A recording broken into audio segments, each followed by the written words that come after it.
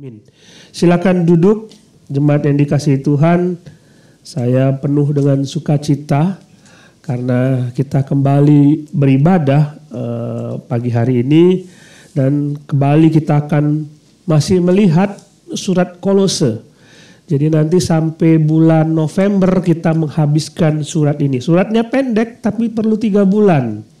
Ya, perlu 3 bulan. Seperti saudara lihat bahwa hari ini kita cuma melihat ayat 9, 10, 11, 12. Cuma 4 ayat. Minggu depan cuma 2 ayat saudara. Jadi karena isinya padat sekali. Dan saya bergumul sebenarnya. Hari ini saudara kalau kita melihat banyak sekali. Saya catat berapa poin ya.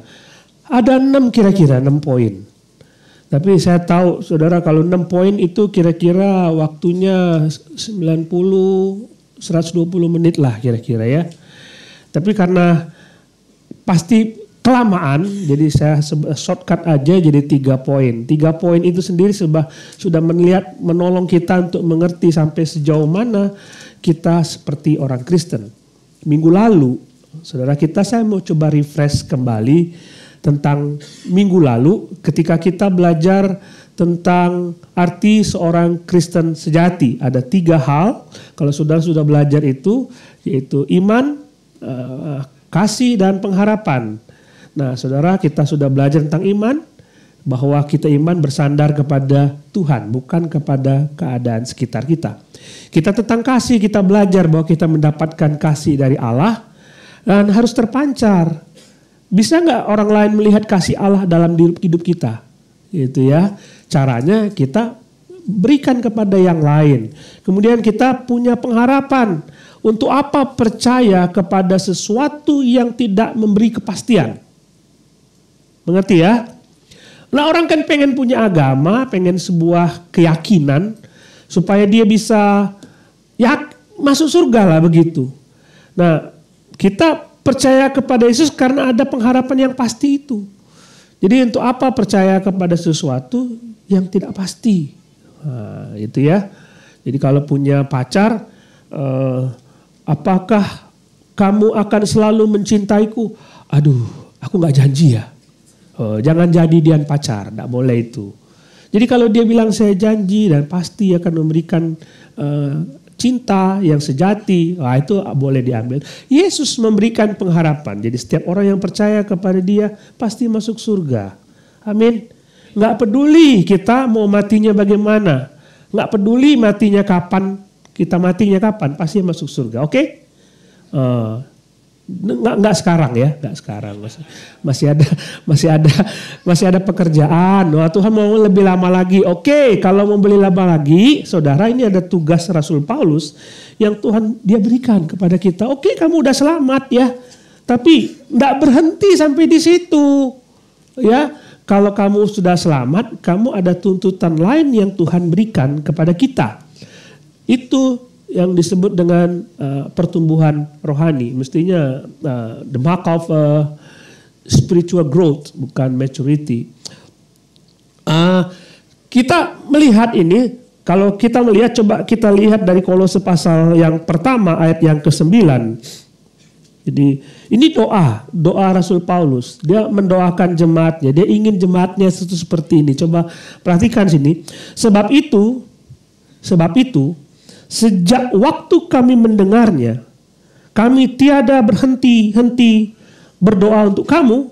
Kami meminta supaya kamu menerima segala hikmat dan pengertian yang benar untuk mengetahui kehendak Tuhan dengan sempurna, sehingga hidupmu layak di hadapannya, serta berkenan kepadanya dalam segala hal, dan kamu memberi buah dalam segala pekerjaan yang baik, dan bertumbuh dalam pengetahuan yang benar tentang Allah, dan dikuatkan dalam segala kekuatan oleh kuasa kemuliaannya untuk menanggung segala sesuatu dengan tekun dan sabar, dan mengucap syukur dengan sukacita kepada Bapa yang melayakkan kamu untuk mendapatkan bagian dalam apa yang ditentukan untuk orang-orang kudus di dalam kerajaan terang.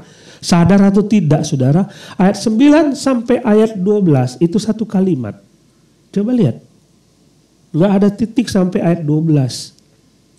Jadi Ini satu doa yang dimenaikkan oleh Rasul Paulus, seolah-olah ini, Tuhan, ini doaku sebagai satu kesatuan buat jemaat Kolose. Nah, coba lihat doa Rasul Paulus. Dia tidak berdoa, Tuhan, coba lihat tuh, Epafras bisnisnya kacau. Lihat Tuhan, bisnisnya Filemon kacau. Tuhan, berdoa supaya Tuhan memberkati rumah tangga Filemon. Dia tidak begitu. Bukan berarti Paulus tidak mendoakan itu. Dia tahu pergumulan setiap jemaatnya. Dia tahu apa yang dialami oleh jemaatnya. Sehingga pasti dia mendoakan itu. Ya. Jadi sebagai seorang pendeta, saya juga mendoakan apa yang saudara gumuli. Saudara ada bisnis baru mulai. Saudara anaknya baru mau sekolah. Dan saya tahu mungkin saudara tidak menceritakan kepada saya tentang biaya. Tapi saya mendoakan itu, biaya itu. Saya tahu saudara mungkin ada pergumulan dengan orang-orang lain dan saya mendoakan itu sekalipun saudara tidak mengucapkan itu kepada saya. Jadi itulah seorang pendeta. Tapi di lain itu, apa yang didoakan oleh Rasul Paulus ini membuka mata kita bahwa doa itu bukan cuma sekedar perkara-perkara jasmani. Doa itu adalah sesuatu yang apa yang Allah inginkan. Jadi ini yang menjadi pergumulan saya. Ini saya cerita nih sebagai pendeta. Saya cerita kepada saudara supaya saudara tahu. Saya berdoa semalam, bilang saya stres, Tuhan, kok pendeta stres gitu ya. Apa yang stresin? Kan waktu saya menyiapkan ayat khotbah ini, sebenarnya inilah harapan seorang hamba Tuhan terhadap jemaatnya. Dan kalau saya orangnya pengen cepat, tapi memang ada proses, saudara. Ada proses yang harus terjadi sehingga mungkin pertumbuhannya itu mungkin tidak secepat seperti yang saya mau. Tapi paling tidak itu yang saya gumuli. Ketika saya menggembalakan jemaat, ini belum banyak saudara, jadi saya menggembalakan jemaat. Inilah yang menjadi harapan saya terhadap jemaat LCC. Saya bilang kepada Tuhan, mungkin saya terlalu ego. Mungkin saya tidak mengandalkan Tuhan, tetapi inilah harapan. Bukan supaya saudara tiap hari ada makan di meja. Oke, saya berdoakan itu supaya saudara ada kebutuhan-kebutuhan yang dipenuhi.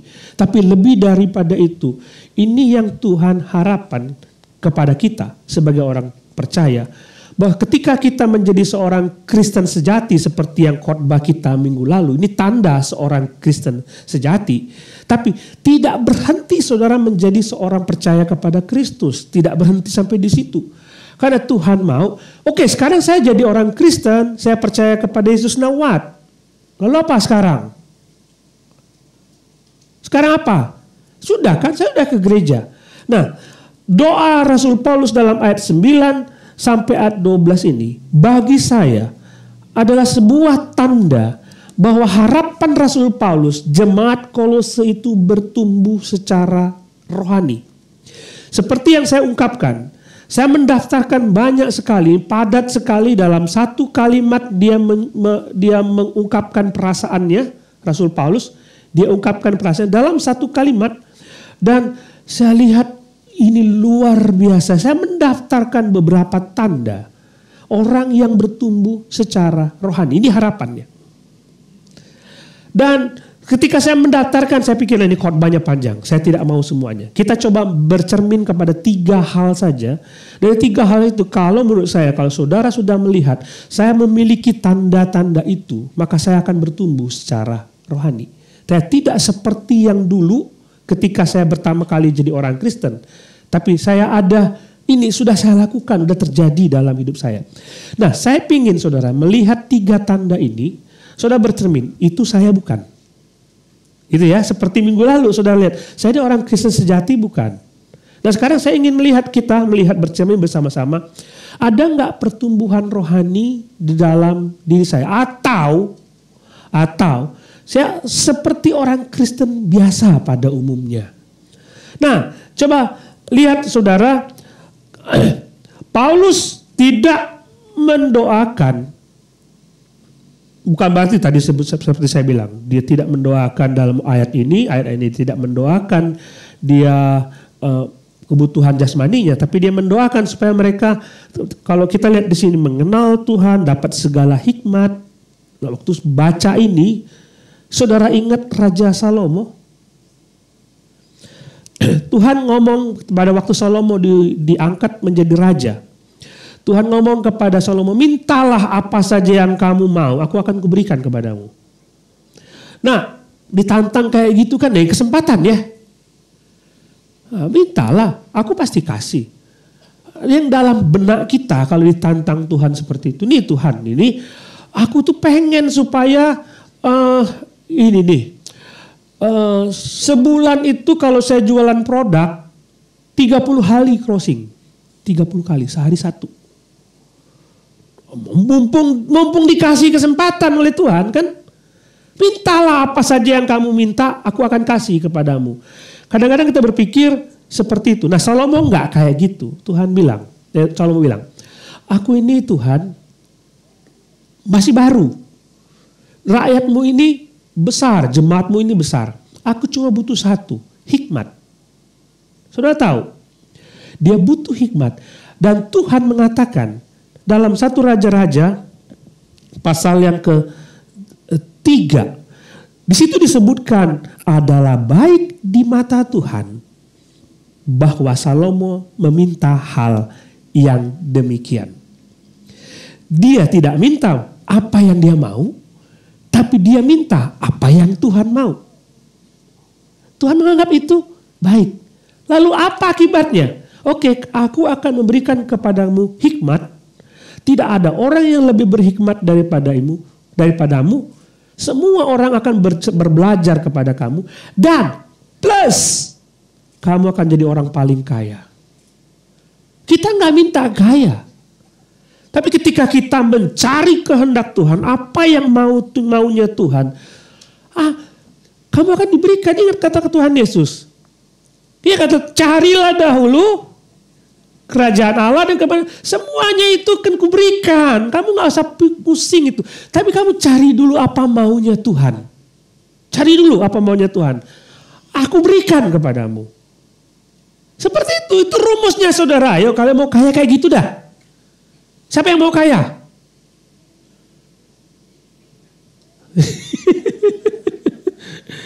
Jangan doa minta itu, mintalah. Tuhan aku pengen mengenal Tuhan lebih dalam. Oh iya, wah bagus sekali anakku. Oke, kamu minta itu. Oke, nanti aku kasih kamu yang ini ya. Aku kasih kamu yang itu ya. Simple. Nah kita mintanya lain yang tidak sesuai dengan kehendak Tuhan. Maka dia gak dikasih-kasih. Gak dikasih-kasih. Jadi apa yang Paulus doakan buat jemaat Kolose adalah yang terbaik buat mereka. Dan dia mau supaya jemaat Kolose minta seperti yang Salomo minta. Saudara mau ya seperti itu ya. Dan setiap orang Kristen pasti ingin bertumbuh. Nggak mungkin saya nanam bibit cabai. Saya itu capek. Kalau mau masak aja beli cabai itu belinya banyak yang dipakai dikit, sisanya kebuang. Gimana caranya? Udah saya ambil bibit cabai rawit hijau, cabai rawit merah, cabai merah keriting. Saya keringkan semua, saya ambil bijinya, saya tanam. Waktu saya tanam bijinya itu, tiap hari saya lihat tumbuh apa enggak. Gitu kan? Kalau saudara nanam, saudara lihat ini tumbuh atau enggak. Waktu Tuhan menanamkan investasi dalam hidup saudara. Oke, kalau saudara menjadi anakku, sekarang kamu bertumbuh atau tidak? Itu harapan Tuhan. Wajar kan? Wajar enggak? Jadi waktu saya tanam bibit cabai, saya semai, saya lihat ada yang tumbuh, ada yang enggak tumbuh. Yang tidak tumbuh saya ambil pakai pinset, saya buang. Ini enggak apa gunanya. Jelek, ada yang tumbuhnya jelek, saya buang. Saya ambil dari sekian banyak itu sampai yang paling bagus, saya tanam supaya dia menghasilkan buah. Saudara kita mau kita bertumbuh. Tapi kita coba bercermin, apakah saya seperti itu atau tidak? Saya seperti itu, saya juga bercermin. Oke, yang pertama, kita lihat yang pertama, mengenal kehendak Allah dengan sempurna.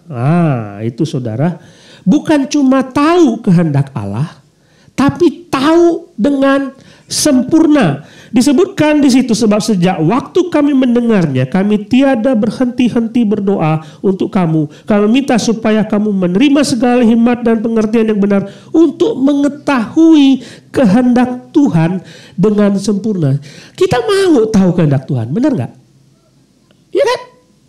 Nggak ada orang Kristen, Tuhan mau apa aku nggak peduli. Aku maunya kehendak diriku. Kita nggak ada yang seperti itu. Kita semua mau apa yang menjadi kehendak Tuhan, dan disebutkan di situ. Kita tahu kehendak Tuhan dan kita mau menyenangkan Tuhan. Apa artinya kita mengenal kehendak Tuhan dengan sempurna? Kata Yunani yang dipakai adalah berarti kita dipenuhi, kita dikontrol, kita dikuasai oleh kehendak Tuhan. Jadi bukan cuma sekedar tahu. Aku tahu kehendak Tuhan dengan sempurna, artinya kita dikontrol, kita dikuasai oleh kehendak Tuhan. Itu tanda seorang yang bertumbuh secara rohani. Apa lawan katanya? Lawan katanya adalah kita dikuasai oleh keinginan dunia atau kita dikuasai oleh keinginan kita sendiri. Coba lihat ini. Saudara bercermin. Dalam hidup saudara, apapun yang saudara mau, saudara dikontrol oleh kehendak Allah atau kehendak diri sendiri. Firman Tuhan mengatakan, kalau saya mau mengenal kehendak Allah dengan sempurna, maka aku akan membiarkan Allah mengendalikan kepadaku seluruh kehendaknya dalam hidupku. Membiarkan Allah berkehendak, lalu aku melakukan setiap kehendak itu. Artinya pikiran kita, mata kita, tangan kita, perasaan kita, mulut kita, dan seluruhnya dikendalikan oleh kehendak Tuhan. Cobalah pikir ya. Coba. Kalau saudara berdoa, apa yang saudara doakan pagi-pagi? Hari ini bersyukur Tuhan, aku bisa bangun dengan pagi melihat matahari. Dan doakan, hari ini aku ada kegiatan ini. Tuhan tolong bereskan semua ya. Waktu kita berdoa, kehendak siapa yang kita push di situ? Pernahkah saudara, aku bangun pagi-pagi, Tuhan mau apa hari ini? Tuhan, aku tahu Tuhan menghendaki tetanggaku itu percaya kepada Yesus. Aku berdoa supaya aku dipakai. Itu kehendak Tuhan. Tadi sekali lagi saya bilang, yang lain-lain itu Tuhan tambahkan. Bukan berarti saudara tidak mendoakan. Saudara mendoakan, hari ini Tuhan saya ketemu customer, biar closing, biar beli, saya dapat ini. Nggak apa-apa. Tapi fokus kita, pikiran kita dikuasai oleh kehendak kita atau kehendak Tuhan itu dulu. Jangan bangun pagi-pagi, Tuhan mudah-mudahan hari ini saya terjual ya. Omset saya hari ini 5 miliar tercapai. Itu dulu yang dalam pikiran kita. Bukannya Tuhan mau apa hari ini. Nah, untuk mengetahui kehendak Tuhan, saudara, ada 2 macam kehendak Tuhan. Ada 1 macam kehendak Tuhan yang tidak bisa saudara rubah. Yang pertama, kehendak absolut. Kehendak absolut itu sudah dia rancangkan sebelum segala zaman, bahwa Yesus akan datang lalu mati di atas kayu salib. Itu kehendak, kamu nggak bisa rubah. Tuhan jangan mati di atas kayu salib. Itu nggak bisa. Itu kehendak absolut Tuhan, itu nggak bisa dirubah-rubah. Bahwa nanti dia akan datang kedua kali, itu kehendak Tuhan yang absolut. Bahwa dia berkuasa atas dunia ini, itu kehendak Tuhan yang absolut. Tapi ada kehendak Tuhan yang dinyatakan, kehendak yang kedua, yaitu kehendak Tuhan yang dia nyatakan. Yaitu perintah-perintah dia. Dia memberikan perintah itu di sini. Sini nih. Saudara kalau baca Alkitab, berarti saudara pengen tahu isi hati Tuhan. Benar kan? Benar ya? Baca, kasihilah musuhmu. Berdoalah bagi dia yang menganiaya kamu. Kalau ada orang menampar pipi kirimu, kasih pipi kanan. Itu kan kehendak Tuhan, itu kan perintah. Nah kita kadang-kadang, aku gak bisa. Tuhan, aku gak bisa. Saudara, berarti saudara tidak melakukan kehendak Tuhan. Saudara bisa bantah itu. Saudara bisa bantah.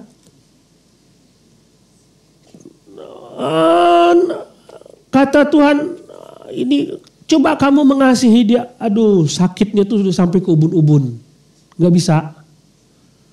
Benci sama dia itu sudah sampai gak bisa diapa-apain lagi. Kita ngomong seperti itu. Tapi kehendak Tuhan kita berdoa mengasihi dia. Kita sulit sekali untuk melakukan itu. Nah, doa Rasul Paulus, kamu baca ini, kamu lihat apa kehendak Tuhan kamu lakukan. Itu tanda seorang yang bertumbuh secara rohani. Gini saudara, masalahnya adalah kita tidak pernah tahu apa pikiran Tuhan. Kita tidak pernah tahu apa isi hati Tuhan, bagaimana kita melakukan kehendak Tuhan. Kenapa kita tidak tahu? Untuk membaca ini aja kita malesnya minta ampun. Gimana bisa tahu? Hah? Gimana bisa tahu? Saudara, kalau istri saudara curhat, ngomong kepada saudara, saudara pengen tahu kan perasaan dia seperti apa kalau dia ada persoalan, curhat. Lalu dia waktu dia ngomong, saudara pakai earphone, saudara dengar lagu. Bagaimana bisa tahu isi hati seorang istri kalau tidak bisa mendengar perasaan dia? Ya ada istri yang ketawa ya. Gimana bisa tahu kalau kita tutup telinga? Nggak mungkin. Demikian pula ini tuh nggak pernah dibaca. Bacalah tiap hari. Udah kadang baca pun tidak cukup. Makanya gereja ini menyediakan segala macam fasilitas supaya saudara bisa mengenal firman Tuhan melalui care group, melalui Bible study. Bible study itu awalnya rame. Penutupnya 3 orang. Karena memang sukar sekali orang untuk ngapain sih Bible study? Kalau saudara mengatakan, saya tidak mau baca Alkitab, berarti saudara tidak peduli dengan kehendak Tuhan. Simpel aja. Kalau saudara nggak mau membaca dan merenungkan firman Tuhan ini apa sih? Saudara tidak akan bisa mengerti dan nggak peduli Tuhan maunya apa. Aku nggak mau dengar. Seperti itu kasarnya. Tuhan mau ngomong, kita tutup telinga kita tutup isi hati kita sehingga kita tidak tahu firman Tuhan, tidak tahu isi hatinya. Tanda seorang yang bertumbuh secara rohani, dia mau mengenal kehendak Tuhan. Tanda kedua, kita lihat di situ. Tanda kedua, hidup layak dan menyenangkan Tuhan dalam segala hal. Ini tepat lengkap. Kalau hidup layak saja, nggak lengkap. Terus menyenangkan Tuhan saja, nggak lengkap. Harus dalam segala hal. Kalau saudara tahu kehendak Tuhan, tapi saudara tidak praktekkan, nol itu namanya. Makanya hidupnya harus layak. Apa artinya hidup layak? Coba lihat gambar itu. Old me and new me is very different. Apa aku yang dulu dengan aku yang sekarang, saudara, beda. Beda. Kalau sama, itu tidak layak namanya. Kalau dulu saudara hidupnya tidak benar, sekarang harus benar. Itu yang disebut dengan hidup layak, menyenangkan Tuhan. Maksudnya gini loh, kalau Tuhan lihat hidup saudara itu dia senyum gak? Oh ini hebat nih anak saya. Seneng lihatnya. Gitu loh. Dan saudara tahulah, gak usah pikir Tuhan hidup saya menyenangkan engkau. Saudara tahulah itu, bisa jawab lah. Ya, kalau tiap hari melakukan dosa, pasti saudara mengatakan, enggak, Tuhan tidak senyum lihat saya. Enggak senyum. Jadi old me and new me very different. Nah, kalau mengenal kehendak Allah dengan sempurna itu sama seperti kalau kita melihat Efesus pasal 4 ayat 1. Efesus pasal 4 ayat 1. Firman Tuhan mengatakan, sebab itu aku menasihatkan kamu, aku orang yang dipenjarakan karena Tuhan, supaya hidupmu sebagai orang yang telah dipanggil berpadanan dengan panggilan itu. Berpadanan dengan panggilan itu. Padan itu cocok, sama. Cocoknya bukan dengan waktu kamu dulu, berpadanan dengan pada waktu kamu dipanggil itu, cocok dengan orang baru itu. Jadi nggak sama dengan yang lama. Contohnya beginilah saudara, kalau saudara milik Kristus seharusnya berubah kan? Aku bukan seperti aku dulu lagi. Saya berkali-kali kasih contoh, kalau saya sudah menikah, maka nggak mungkin saya ngomong aku bebas seperti dulu, nggak bisa. Saya punya tanggung jawab di rumah. Maka gajiku nggak mungkin aku buat untuk diriku sendiri, gajiku ya buat keluargaku, penghasilanku ya buat istriku dan buat anak-anakku. Pikirannya harus begitu. Kalau dulu masih bujangan ya buat dirimu sendiri. Tapi karena kamu sudah menikah, sesuai loh. Sekarang udah menikah, udah berubah dong. Saya ngambil contoh dulu berkali-kali. Kalau seorang pemain bola pindah dari Liverpool, misalnya ke MU, itu misalnya, walaupun bajunya sama-sama merah, pikirannya berubah. Sekarang aku tidak bela lagi Liverpool. Kalau dia main bola lihat gawang MU dia masukin, itu nggak pindah namanya. Aku nggak mau main Liverpool lagi, sekarang aku main buat MU. Oke, ditaruhlah dia sebagai back MU. Lihat gol gawangnya MU, dimasukin bolanya. Itu nggak pindah.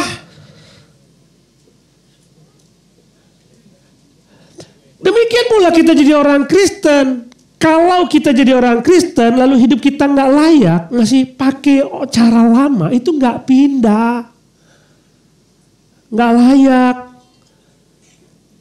Tidak layak. Kemudian firman Tuhan mengatakan, Efesus pasal 4 ayat 2. Ini Paulus kasih contoh. Kamu berpadanan dengan panggilan itu. Hendaklah kamu selalu rendah hati. Itu contohnya, dia kasih contoh. Hendaklah kamu lemah lembut. Hendaklah kamu sabar. Hendaklah kamu menunjukkan kasih. Itu contoh. Kamu dulu mungkin sombong, sekarang kamu rendah hati. Kamu dulu kasar, sekarang kata-katamu penuh dengan kelembutan. Kamu dulu gak sabar, sekarang kamu sabar. Kamu dulu tidak pernah bisa mengasihi, sekarang kamu bisa mengasihi. Itu yang Tuhan mau. Coba lihat tanda kedua. Tanda pertama, saudara ada atau tidak? Tanda kedua, saudara ada atau tidak? Tanda ketiga adalah hidup yang menghasilkan buah rohani. Kalau kita bicara mengenai buah, ada banyak sekali Paulus bicara mengenai buah. Nah, buah itu bisa macam-macam. Saudara bisa ngomong di dalam Galatia itu ada buah-buah rohani, ya. Nah, buah itu dihasilkan melalui pekerjaan Roh Kudus. Di Kolose pasal 1 ini. Dia bicara, coba kita lihat Kolose pasal 1. Sehingga hidupmu memberi buah dalam segala pekerjaan yang baik. Artinya buahnya itu terlihat, pekerjaanmu itu baik. Itu kamu kerja dimanapun baik, terlihat baik. Beda. Baik, itu buah. Kemudian Galatia pasal 5, saudara lihat ada buah-buah yang dimaksud itu, ada karakter ilahi muncul di situ. Saudara mengasihi, saudara bersuka cita, ada damai sejahtera di situ muncul. Muncul. Nah, itu yang disebut dengan buah. Itu buah itu banyak macam, saudara. Jadi jangan cuma seperti itu. Tetapi saudara, saya ingin mengajak saudara melihat ada satu buah yang Paulus ingin tunjukkan kepada kita. 1 Korintus pasal 16 ayat 15. Di situ disebutkan, saya sengaja ingin mengajak saudara melihat ini. Ada suatu permintaan lagi kepadamu, dia ngomong kepada jemaat Korintus. Saudara-saudaraku, kamu tahu bahwa Stefanus dan keluarganya adalah orang-orang yang pertama-tama bertobat di Akaya. Coba lihat dari sini, ada seorang bernama Stefanus dan keluarganya sebagai seorang yang pertama kali bertobat di Akaya. Artinya Paulus ingin menunjukkan Stefanus dan keluarganya itu sebagai buah sulung dari pelayanannya di Akaya. Artinya kita bicara buah adalah tentang orang-orang baru. Kita bicara mengenai buah tentang orang-orang baru. Begini maksud saya. Coba pikir. Kalau baca Kopingho, pernah baca Kopingho? Anak-anak sekarang nggak tahu Kopingho. Orang-orang zaman dulu ada Kopingho. Ada ya? Silat. Nah, ada guru. Sebelum aku meninggal, aku mesti turunkan ilmu ini kepada muridku. Begitu kan dia ngomong. Jadi supaya ilmuku tidak hilang, aku harus punya murid. Jadi dia copy paste dirinya supaya murid ini menjadi dirinya. Gitu. Di dunia pendidikan juga begitu. Gurunya waktu mengajar, seorang guru. Apa yang ada padaku, kuberikan kepadamu. Nah, supaya nanti satu kan kamu ngajar yang lain juga. Nah, di dalam buah seperti ini juga kayak gitu. Saudara lihat diri saudara sebagai orang Kristen sejati. Waktu saudara meninggal, saudara copy, duplikasi saudara berapa orang? Mengerti maksud saya? Nggak ada. Nggak mungkin nggak ada. Harus berpikir, waktu saya meninggal, saya duplikasi saya itu berapa orang? Coba pikirkan itu. Coba pikirkan itu. Jadi bukan sekedar aku jadi orang Kristen selesai. Enggak. Duplikasi itu macam-macam, saudara. Saudara bisa ketemu dengan orang yang belum percaya, saudara injili, dia percaya kepada Kristus, tidak berhenti sampai di situ. Tetapi saudara, bagaimana? Aku bisa apa? Karakterku apa? Jadi aku akan duplikasikan ke dia. Jadi pemuridan yang terus menerus. Paulus bertemu dengan Kristus dan dia menduplikasi Kristus. Lihat Yesus apa? Aku duplikasi. Aku akan semakin hari semakin mengenal Tuhan. Lalu dia ketemu dengan Timotius. Ini ada anakku. Aku akan duplikasi supaya dia mirip seperti aku. Gitu mestinya terjadi. Bukan duduk diam di gereja. Banyak duplikasi. Tapi yang dimaksud ini adalah duplikasi rohani. Saya tangguh, dia juga harus tangguh. Saya berpuasa, dia juga mesti berpuasa. Saya membaca Alkitab setiap hari, dia juga mesti baca Alkitab setiap hari. Saya melayani, dia juga mesti melayani. Itu yang harus ada dalam pikiran kita. Kita mesti berinvestasi terhadap jiwa-jiwa baru. Saudara bisa sound system, jago sound system. Tapi mungkin coba lihat berapa banyak orang di gereja ini yang bisa sound system. Ajar dia. Investasi rohani. Pikirkan itu. Ini inti dari gereja kita gitu kan. Supaya orang menerima seperti Yesus. Coba lihat 2 Timotius pasal 2 ayat 2.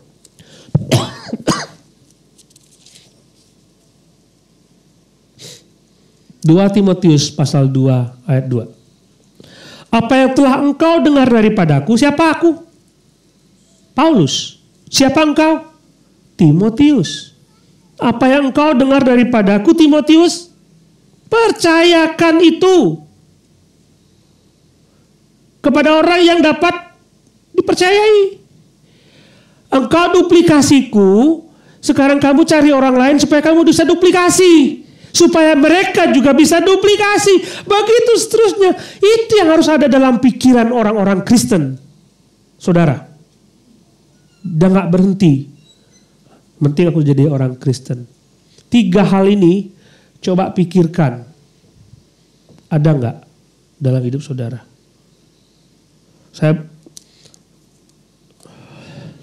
diceritakan mengenai seorang dari Amerika. Saya pergi ke Hong Kong. Dia bilang begini, sebelum aku mati,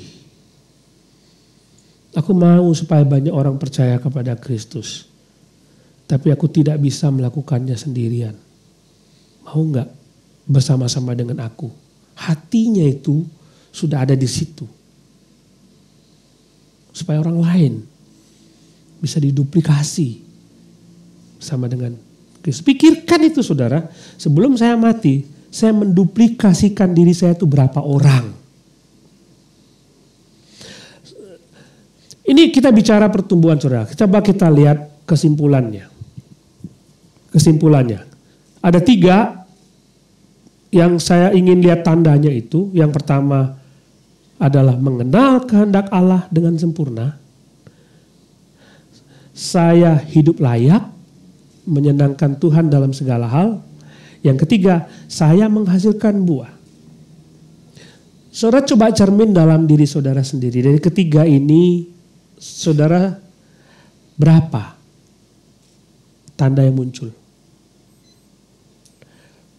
Kalau sebuah perusahaan disebut bertumbuh itu bagaimana?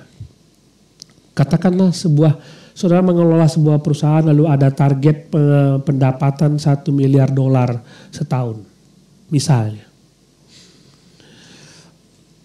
Itu target perusahaan. Pokoknya tahun 2022 target kita laba bersih $1 miliar. Saudara ngomong begitu. Dan setelah itu saudara lihat itu mencapai target. Lalu apakah itu artinya perusahaan itu bertumbuh? Oke, sampai titik itu bertumbuh. Tahun depan $1 miliar yang didapat. Tahun depannya lagi $1 miliar yang didapat. Begitu seterusnya sampai 10 tahun, tetap $1 miliar yang didapat. Hebat gak itu perusahaan? Bertumbuhkah itu? Tidak bertumbuh. Yang namanya bertumbuh adalah saudara terus menerus menghasilkan 3 hal ini. Begitu saudara berhenti, saudara tidak bertumbuh. Sekalipun dalam hidup saudara sudah menghasilkan 5.000 murid misalnya. 5.000 kebanyakan. Kita bangga dengan tahun ini pendeta, saya sudah menghasilkan 5 orang murid. Oke, tahun depan tidak menghasilkan murid. Apakah itu bertumbuh? No, itu tanda-tanda kematian. Jadi bertumbuh. Hari ini saudara menghasilkan berapa murid? Tahun depan berapa murid? Itu namanya bertumbuh. Jadi saya menantang saudara untuk melihat ketiga hal ini. Saya bisa melihat ada banyak sekali tanda-tanda pertumbuhan. Biarlah kita semua bertumbuh sebagai orang-orang Kristen. Tidak stuck menjadi orang Kristen yang biasa-biasa. Saya duduk, ibadah, saya pulang. Saya duduk, ibadah, saya pulang. Biasa saja. Mesti kita menjadi orang Kristen yang luar biasa. Mari kita berdoa.